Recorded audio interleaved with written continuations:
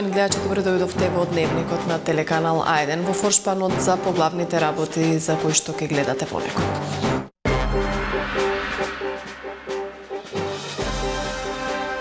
Гевгеличани на референдум за или против отворање рудници на планината Кожув.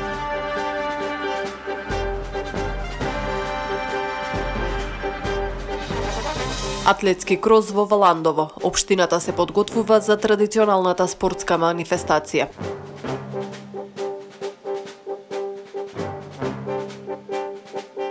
Внимавајте од крлежи. Лекарите со совети за заштита и превенција од овие пренесувачи на заразни болести.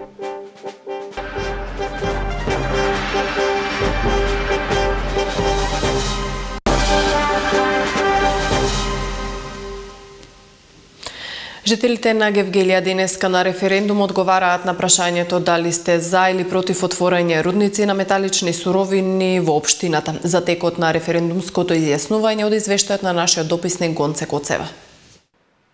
19.459 граѓани од општина Гевгелија на 37 избирачки места во изборната единица 4 имаат право и можност да се изјаснат на референдумското прашање дали се за или против отворање на рудници за металични минерални суровини. Процесот на гласање се одвива безпрекорно мирно и денес во текот на гласачкиот процес не се забележани никакви нерегуларности. Сите избирачки места се отворени точно во 7 часот изутрина и наблюдувачкиот процес го следат околу 60 наблюдувачи од невладината Цивил, како и од други граѓански здруженија. Кој исполнив моето граѓанско право, бидејќи ова е многу битно прашање. Над 2000 граѓани го оствариле правото на глас и излезеноста до 10 часот изнесуваше над 11% од вкупниот број на запишани гласачи. Референдумот на локално ниво кој се одвива во општина Гевгелија започна во 7 часот. Регуларно сите 37 избирачки места во општина Гевгелија и до 10 часот има излезеност околу 11%. Во општина Гевгелија со право на глас има 19.458 гласачи. За да биде успешен референдумот треба да излезат минимум 9.730 гласачи. До 13 часот правото на глас го оствариле 6.970 гласачи, односно 36% излезеност имаше на гевгеличани. Вчера пак правото на глас го оствариле 30 затвореници и 4 болни и изнемоштени лица. Излезеноста на гевгеличани беше најмасовна од 14 до 18 часот, кога константно се зголемуваше процентот на излезеност на граѓаните. До 19 часот ќе трае избирачкиот процес, а за да биде успешен овој референдум се очекува излезеност на 51% од вкупниот број на запишани гласачи. Првите официјални информации од гласањето на референдумското прашање ќе бидат објавени нешто по 22 часот.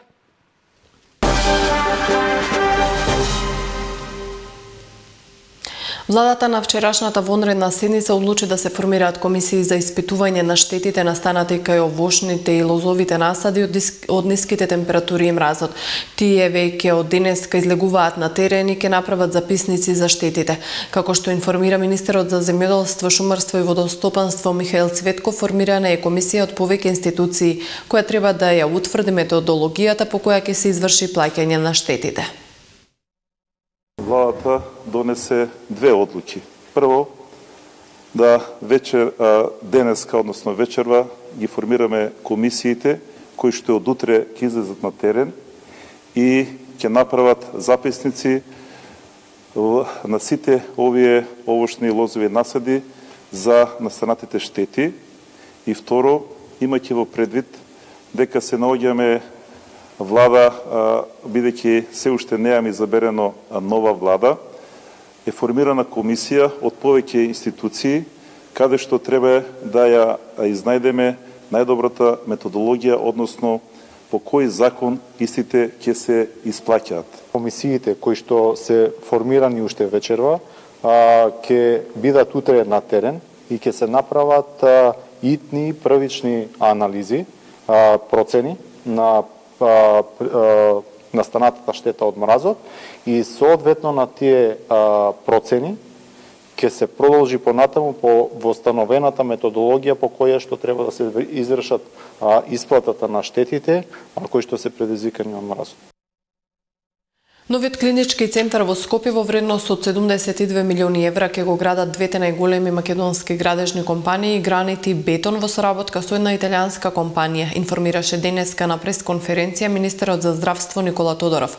Според него станува збор за грандиозен објект што заедно со објектот со кој се спојува ќе има нешто и нето површина од повеќе од 70.000 квадратни метри и ќе внесе голем број подобрувања во секојдневните активности на клиничкиот центар.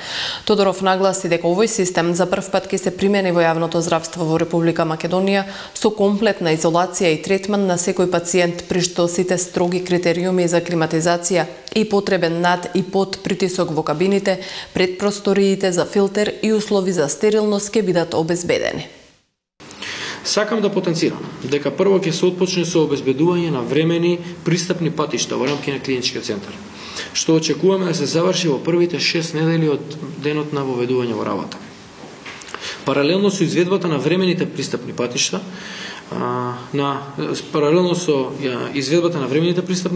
ќе се работат и амбулантите, како и клиниката за неврологија, кожно, очно и ушно, кои што треба да се трансферираат во простор кој ќе ги обавува своите функции додека трае градбата.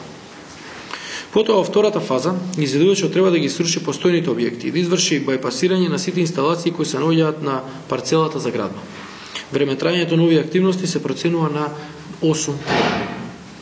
Последователно, во третата фаза, изведувачот ќе започне со ископ и обезбедување на градежна јама, како и сите последователни градежни активности на новиот објект.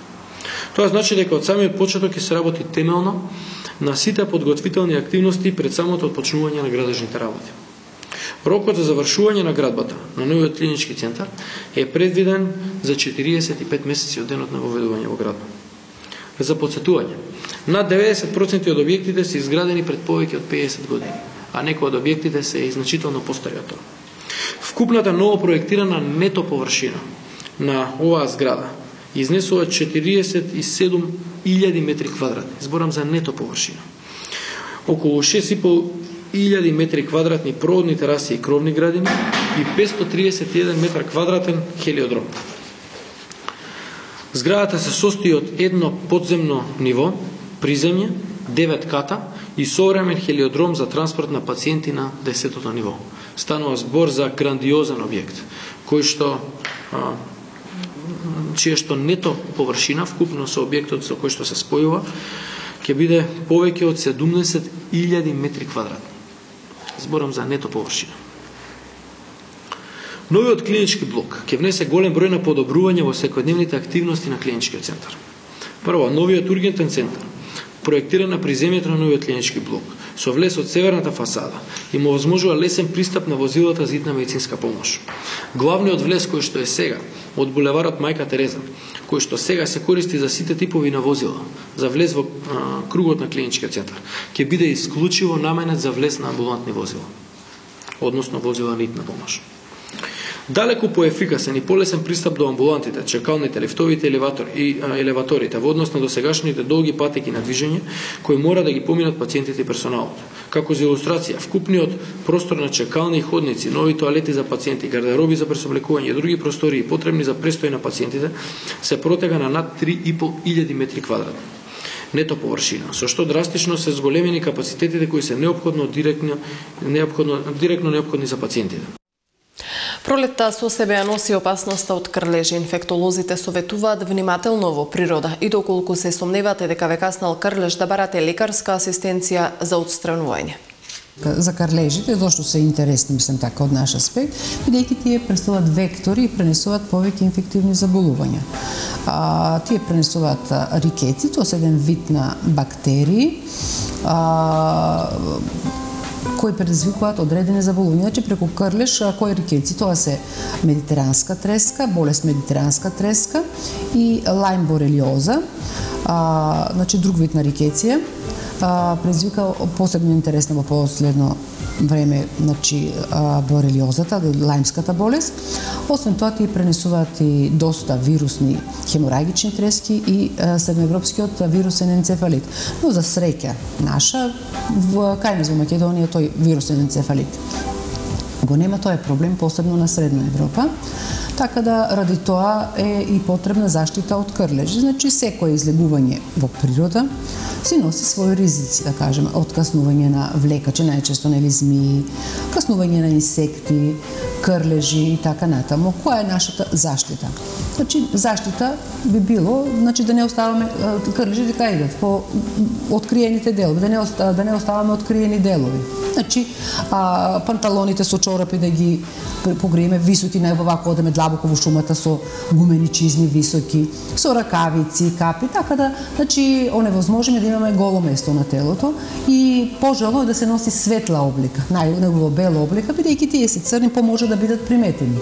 Бидејќи крлеж од првите 48 сати уште нема пробиено кожата и нема во тој период да се острани истиот пред да предизвика соодветни оштетување на кожата, да навлезе во организмот и да ги испушти инфективните агенси. Најголема грешка е сами да пробаме да го отстрануваме, сепак тој треба да биде стручно отстранет и да напомена, нели меѓу народот постои така некоја верување со бензин, зејтин, значи апсолутно никако да не се, уопште да не се манипулира со самиот крлеж, најбово да се јави на матичен лекар, оттаму обично ние ги праќаме на хирурзи, сепак тие се вични за тоа, обично тоа не е ни тежок зафат, но треба да биде правилен со пинцета, под коса, убаво да се фати главата, бидејќи доколку дојде до откинување на главата од телото, е многу голема веројатност доколку има такви предизвикувачи да навлезат уште по директно во циркулацијата. Затоа препорачувам да нема манипулации, сами да манипулираме со суспектно нешто, ако ни е на крлеж, да се јавиме на лекар.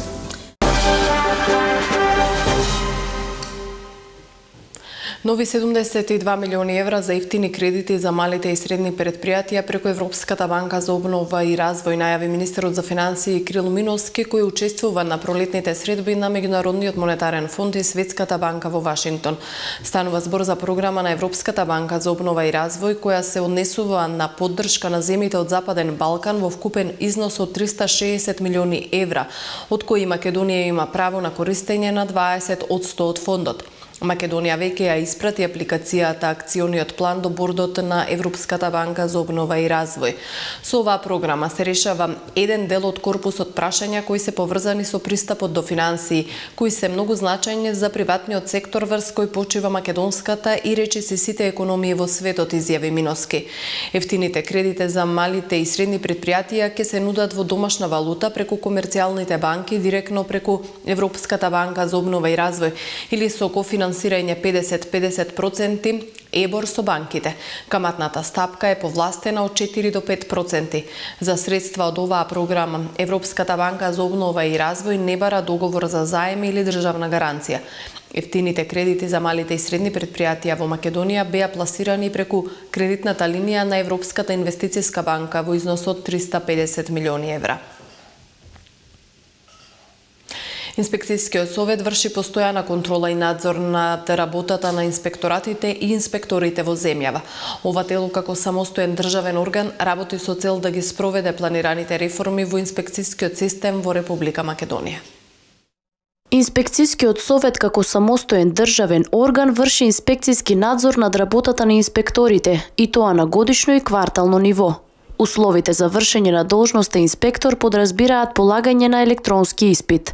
Лиценцата која ја добиваат по положениот испит трае 6 години и по истекот на тие 6 години инспекторите се должни повторно да полагаат со цел да се изврши проверка на нивното знаење од законодавството од областа на надлежности.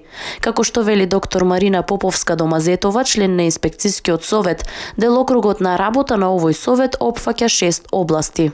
Пред се инспекцијскиот совет врши координирање на работата на инспекцијските служби, дава согласности по актите, внатрешните акти, правилник за систематизација и организација на работни места, формира работни тела, дава согласности на програмата, годишната програма за работа, го усвојува годишниот извештај за работа, ги разгледува кварталните планови, кварталните извештаи за работа на инспекцијските служби. Како што истакна Поповска Домазетова, целта на инспекцискиот совет е да ги спроведува планираните реформи во инспекцискиот систем во Република Македонија. Во земјава има вкупно 28 инспекциски служби кои се организирани како инспекторати во состав на министерствата, односно организациони единици, сектори или одделенија во рамките на други државни органи. Значи 14 инспекторати и 14 инспекциски служби кои се во надлежност на делување на инспекцискиот совет. Тука се изземени инспекциските служби организирани на ниво на локалната самоуправа, бидејќи согласно Законот за инспекциски надзор, инспекцискиот совет е надлежен за овие 28 инспекциски служби, додека градоначалникот е одговорен за инспекцискиот систем на ниво на локалната самоуправа. Инспекцискиот совет како посебно тело е формиран во јануари 2014 година, согласно Законот за инспекциски надзор. Составен е од председател и 6 члена.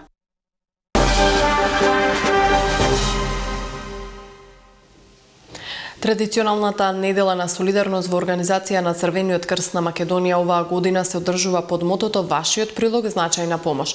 Целта на оваа недела е преку имплементација на хуманитарни активности да се подигне свеста на населението за потребната меѓусебна поддршка и помош на ранливото население. Изминатата недела најмногу посветено работеа младите на Црвениот крст на град Скопје. Преку општинските организации, значи се организираше акцијата од куќа до куќа, тоа е традиционална акција, каде што се поттикнуваат граѓаните, индивидуалците да го донираат својот придлог во знак на солидарност со своите сограѓани, кои што најчесто се наши корисници, се социјално загрозени.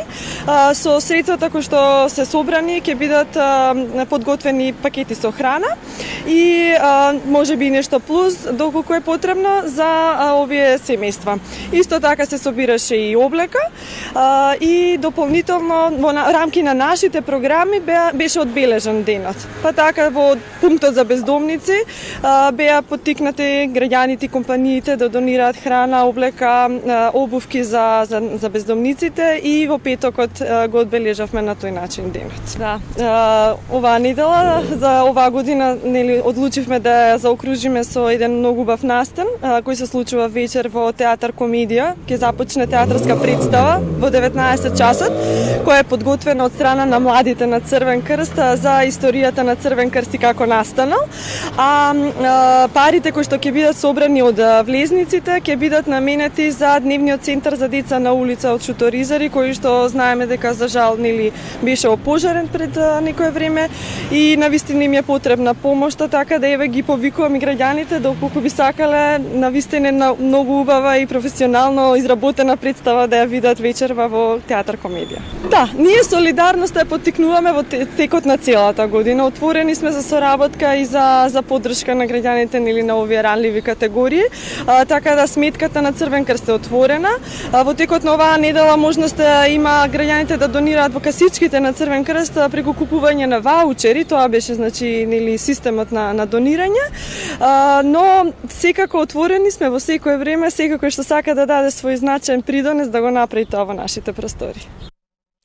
Идниот месец валандовските ученици ќе трчаат на традиционалниот атлетски крос што го организира општината. Настанот ќе се случува на градскиот стадион во Валандово.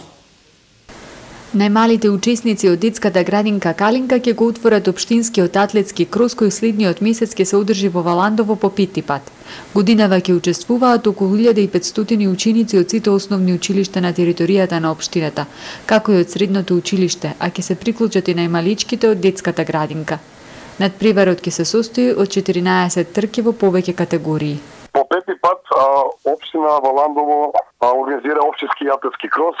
Покровител на ова манифестација е градоначалникот и советот на општина Валандово. Во организација со училишен спортски клуб Валандово и професорите по спорт. Учесници на ова манифестација се сите ученици на сите во Централното Јосиф Броз Тито, во Јосифово и подршните училишта од Удово па се до Чалаклин. Усуваат категорија 14, имаме 14 трки во повеќе категории, машки и женски.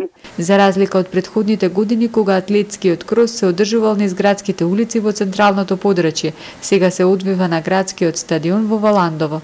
Должината на патеките се во зависност од возраста и на полот. Учествуваат и најмалите од детска градинка Калинка до последните трки до средното училиште 4-та година средно. За се тие најдобри обезбедени се медали за секоја од категориите за прво, второ и трето место. Тие се доделуваат свечено на центарот во Валандово. Оние кои ќе бидат најдобри и најбрзо ќе истрчаат во својата категорија ќе се надпреваруваат и во Скопје на државниот атлетски крос. На државниот надпревар силите ќе ги покажат 50 на ученици од Валандово.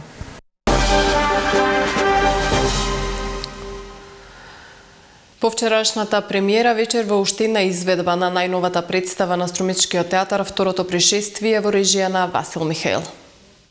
Овој проект беше некаде се работи можеби над повеќе од 6 месеци по иницијатива на оваа екипа, бидејќи имат и јубилеј, точно 10 години работен стаж на Васил Михаил и работен стаж, 10 години работен стаж на Васил Михаил и Ангелина Тренчева-Ангелова и 15 години на сцената на Народниот театар Антон Панов. Драматургијата се вклучени и духовите на Мрожек, Рацин, Бабцаров и Светото писмо. Значи има голем дел има текстови и од нив.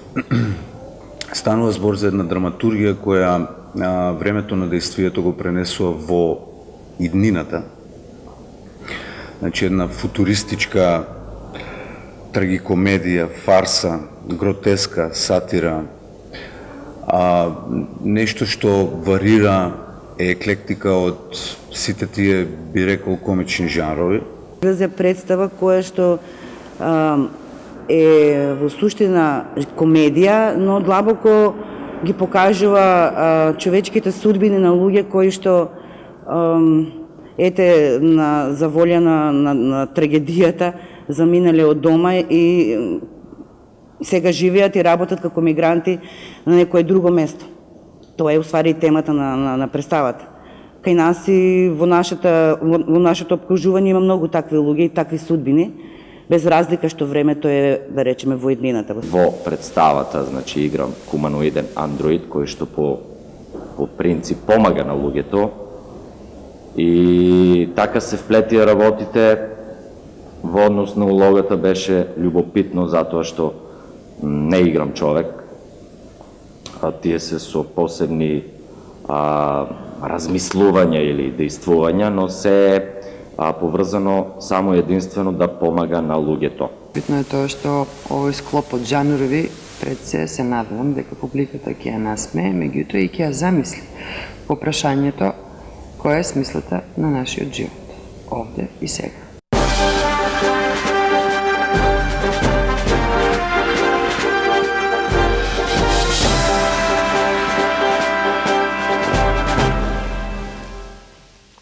Во продолжение на дневникот да го погледнеме блокот информации и вести од светот.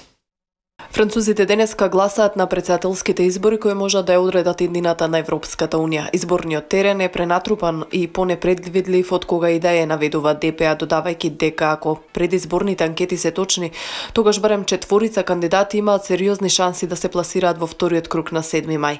Двајца од нив се цврсто убедени дека Франција треба да ја реформира фундаментално Европската Унија, а едниот вели дека земјата може и целосно да ја напушти Европската Унија.